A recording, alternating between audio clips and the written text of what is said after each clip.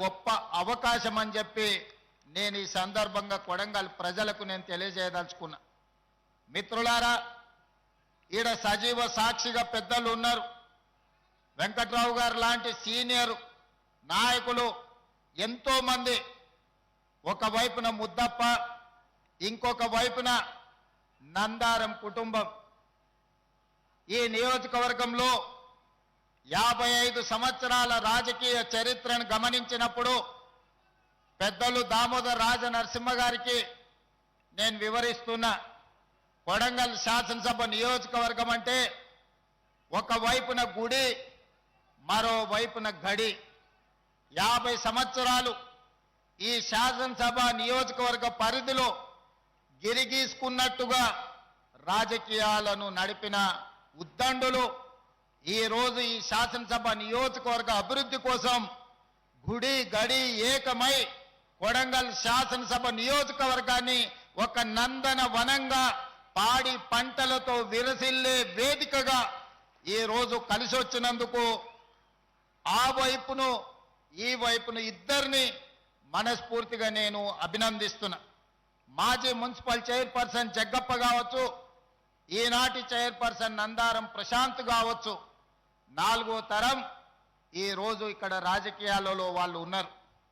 ఈనాడు నందారం వెంకటయ్య గారు, నందారం సూర్యనారాయణ గారు ఈ ప్రాంతానికి శాసనసభ్యులుగా పనిచేసి ఆనాడు పెద్ద ఎత్తున ఈ గుడిని నిర్మించాలి, తెలంగాణ పేదల తిరుపతిగా దీన్ని అభివృద్ధి చెయ్యాలి అని కలలు కన్నారు.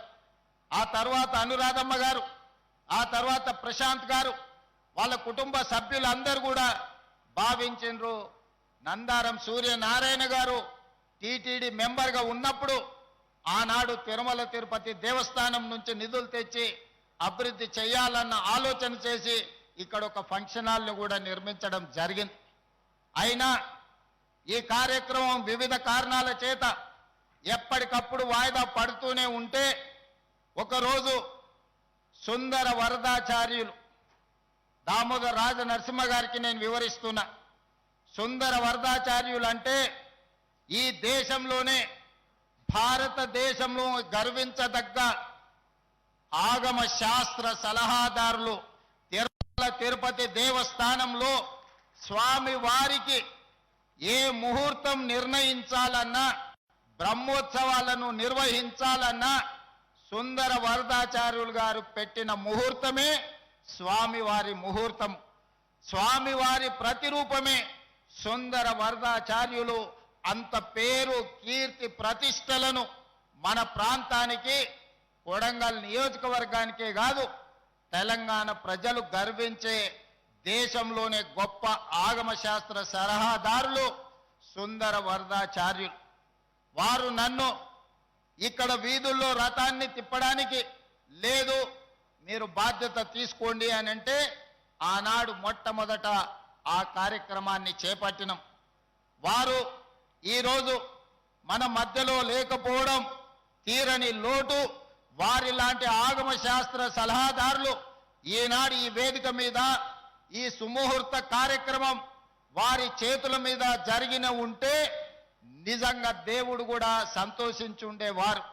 వారి చివరి కోరికను తీర్చే అవకాశం సుందర వరదాచార్యులని శాశ్వతంగా ఈ సమాజం, ఈ ప్రజలు గుర్తు పెట్టుకునే విధంగా అద్భుతంగా ఈ మందిరాన్ని తీర్చిదిద్దడమే కాకుండా నేను ప్రిన్సిపల్ సెక్రటరీ ఎండోమెంట్స్ గారికి, ఎండోమెంట్స్ కమిషనర్ గారికి, అదేవిధంగా జిల్లా కలెక్టర్లకు సూచన చేస్తున్న సుందర వరదాచార్యులు గారి పేరు ఈ ప్రాంగణంలో ఏదో ఒక విడిదికి మీరు పెద్ద ఎత్తున పెట్టాలి.